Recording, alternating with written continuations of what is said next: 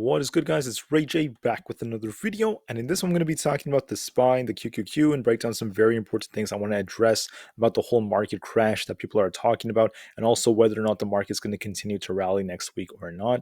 Now, before I break anything down about this, before I get into any more details, I do have to mention a couple of things before starting. Firstly, I'm not a financial planner. Make sure you take none of this as financial advice whatsoever. And also, if you guys can, please smash the like button if you want to see more videos like this. It not only benefits me, it benefits the entire community as a whole. And the last thing is, if you guys can, please check out the Webull link down below in the description. If you sign up for Webull, the link down below, and deposit any amount of money into the account, whether it's $1 or $100, it's up to you. You're guaranteed up to 12 free stocks, each valued at up to $3,000. And the best part is, any could be a free Tesla share. It's a limited time offer. The offer ends today in just 7 hours. So check it out before they run out. With that out of the way, let's get on with the video. Looking at SPY, this thing was up 1.41% for the day. I did make a prediction that we'd most likely see the market pump and see a lot of shorts getting squeezed. And when it comes to shorts getting squeezed, let me just show you what I'm actually referring to. If you look at the options chain on SPY, you're actually going to notice that we had a ton of puts that were just being opened, and the market was actually over leveraged on the short side. So we had in total almost 2 million puts expiring, almost 2 million. 2.34 put to call ratio, and I told you all we're most likely going to see the market squeeze because of this. There were also other factors affecting it, such as the shift in sentiment, and also because we've continued to see more and more shorting for the future too. So this is also affecting the next week options, right, for Monday, and also other days of the week too. But the bigger thing right here is the fact that 1.975 million puts ended up out of the money. They got absolutely hammered, absolutely destroyed. But the real question is this going to continue? In my opinion, there's no confirmation that we're actually going to just tank from here or crash or anything like that. But I do want to address the fact that SPY is technically forming a bearish divergence right about here relative to these highs. The RSI is actually a lot lower right here on the hourly, also on the daily compared to where it is right now. And we're very overbought on the hourly. It's at 79. On the daily, for SPY, we may have a 62 RSI right now, but at the same time, you have to consider the fact that when the market was near these levels, the RSI was around 61, 59, 56, and this is just really, really high up there. We also had this channel. It's actually more clear on the hourly. The channel that SPY was respecting for quite a while. This is kind of like a bear flag, if you want to call it that. We're going back and forth and back and forth. This could be like an Elliott wave count where we had the 1, 2, 3, 4, and then 5. This first wave right here, this first pump could have been like wave 1, a bit of a drop. Wave 3 is the big wave. Wave 4 will likely be a pullback. So we're likely going to see this thing pull back a bit. And then we might see another bounce and one final push. Overall, I do anticipate a bit of a pullback since we are very close to this resistance and we pumped so hard in such little time. And what incentivized this was the options chain. I don't necessarily think the market's going to just keep flying another like $10 or $5 or anything like that without seeing somewhat of a pullback first. That's what I'm going to be anticipating. I'm going to watch if the market establishes a higher low. I think the odds favor the market's going to hold up for the time being, especially because we still have a lot of puts for next week. Also, in the next 3 weeks, there are tons and tons of puts out there. I don't want to guarantee anything about the next 3 weeks. It's very hard to predict that far into the future. But for the time being, I'm still overall thinking the market might pull back a bit and then try to establish a higher low and try to bounce and just hold up for the time being, because there's no confirmation that we're going to be starting to we're going to be respecting a major downtrend. There's no confirmation right now, right? So any drop will likely lead to a pullback followed by a bounce, and we're likely going to just hold up for the time being. But the real question is what's going to happen later on? And that's why I want to address something very important. I'm not going to talk about every individual ticker today. I want to keep this video kind of short and just talk primarily about SPY and the QQQ. I want to note that on the daily chart, there is still this possible head and shoulders that's developing. And I mentioned to you guys, if it's going to develop, we have to see SPY or even SPX push very close to where the left shoulder levels are. And so far, it has not been invalidated. If anything, it's been more invalidated every single day. And I don't want to trade solely based off of this, but I do want to note that this is something we should at least consider and be very cautious about because we could be setting up for, a big reversal later on. My guess is it might not happen that soon. I think the real like reversal or the crash people are talking about, it's going to take a while if it does end up happening. And I think what could trigger the market actually selling off is not going to be like next week, but probably within 2 to 3 weeks from now when we have bank earnings coming out. I think bank earnings are going to start the real drop. And then there's going to be a big amount of fear and shift in sentiment over a recession, especially if more banks start falling. And now, if we do have a potential, wait, hold on. If we do have a head and shoulders, I just want to note that this is slanted basically, like right here, which means that the top is likely going to be higher than this top, and we are very close to it right here. It still could go a little higher as long as we don't break this high. It still is technically valid, but I'm prepared for anything. I also want to note that there's no guarantee it even plays out. We have to be prepared for anything in this crazy market. But we do technically have a left shoulder, a head, and a potential right shoulder developing. We're at some very strong resistance on SPY around 410. We're likely going to see this thing reject early into next week and then try to maybe form a bottom and try to bounce again.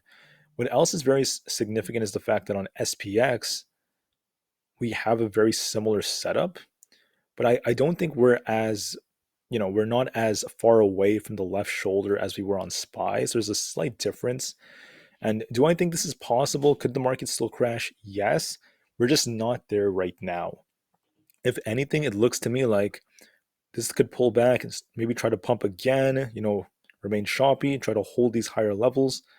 As long as it doesn't break the high here where the head is, it is still technically valid. But if it does break out above that, then this changes everything. But what I think could end up happening is I think once again, we're going to likely pull back a bit, try to bounce, chop around a bit, and we could be in the process of forming that right shoulder. It is very possible if we do fail to break the high that was made where the head is. I also want to note that when the left shoulder was made, we also formed like a head and shoulders here, and we chopped around for many weeks, over 2 weeks of just chopping around, going back and forth. We could enter a phase like this, at least for the time being. Right on SPY, very similar thing. We might see something like this play out if we end up getting the big rejection. Now, are we going to crash to new lows? I'm not worried about that, and I'm not really going to talk too much about that because it's very, very hard to predict what's going to happen in the next like 4 or 5 weeks. Like I said, the options chain, the zero data expiration options make it very difficult. And I want to note that it is possible, but we need a catalyst. We need things to trigger that. I think recession fears could be the catalyst. So it could be more bank failures, maybe another hot CPI report. One of those things will likely trigger it. I think the odds are still, very possible. It's very possible we could even break October lows. But right now, right, I'm not too worried about that. We're at over 400 on SPY. We'll just wait and see how this plays out for the time being. But like I said, I'm anticipating a bit of a pullback in the markets first. We need to maybe fill maybe one of these gaps, maybe a couple of them. Who knows? But we're likely going to pull back and then continue from there. On the QQQ, this is actually very significant. What it did was even more significant than SPY because the QQQ is once again breaking above some of the highs we had right here in September. And we actually broke this high, actually the highs since like August. So we're making crazy highs on the QQQ. We actually filled the gap that formed here. We're getting very close to these key resistance levels, which is where this thing went during the August run-up. So that's pretty crazy. The QQQ is on fire. And there's no guarantee it's going to like tank too much because I think that it might pull back a little bit, but overall, it's still going to hold up quite nicely. There's no confirmation of it like tanking. I also want to note that consumer discretionaries have a lot of big data coming out. Tesla, in particular, actually has deliveries coming out in just a couple of days, and Tesla could just rocket to the moon if they have a very strong report. If it does very well, that could actually help the QQQ, especially because of what else is going on. The VIX did almost exactly what I predicted. I told you it was looking very bearish, but now it looks like it tried to bounce off of 18.5. So the support is becoming a little bit stronger than these levels right here, and we're not seeing as long of a wick. So the VIX is actually starting to gain a little bit of strength compared to before, which tells me once again the market might try to rebound just a little bit, maybe by Tuesday or Wednesday. If not, I mean, it is what it is, but I really think that's very likely. The market might drop a little bit before trying to bounce. And until then, we just have to watch the charts. So once again, about the whole crash, right? I'm actually going to focus more on that. The crash is possible, very likely actually, given what's happening with fundamentals in this country and also all over the world. However, we're not at 320 on SPY. We're not at 340, 370, 390. We're not even in the threes right now. We're in the 400s. So I'm not really talking too much about it. Could this happen though? Yes, if we get the catalyst. So far, we have to look at the market from the we have to look at the charts from the market's point of view. The market is not seeing the crash right now. The market's turning bullish. They're becoming very excited. Retail investors as well. The market is now betting on the Fed starting to pause soon, slow down on the rate hikes, and the banks being okay thanks to all the bailout money. Right? That's what the market is thinking. And I know the market could be very irrational and illogical, but there's not much we could do about it. The best thing we could do is just adjust, trade based off what's in front of us, and then be very patient. But once again, just my forecast of this market is we're likely going to hold up for another week or two. Uh, Once again, we could pull back from here a little and just chop around similar to this. And then I do anticipate a pullback. I think we're going to pull back. If we don't break this head top right here, then it's still going to be a valid head and shoulders developing. But what I'm essentially seeing is bank earnings are likely going to cause some downside, maybe earnings in general. Then also the recession fears, the FOMC meetings coming up. Also, lots of CPI reports are coming. So there are catalysts to push this market down. Maybe when we get into like mid-April going into May, I am seeing that. If we break, and here's one of the important levels you have to watch for on the EMAs. If you look at the weekly 200 EMA, where is it? Right here. If we end up coming all the way down, the first thing you have to watch for is, all right, are we going to crash? Well, here's what you want to look for. Let's watch a very important zone, which is around 377 to 380. If we break below it, the algos are going to start selling pretty hard. That's the reason why the market is trying so hard, to bounce off like 375, 374. They're trying very hard to hold it above there to not trigger algos selling. And let's just say hypothetically, something bad happens.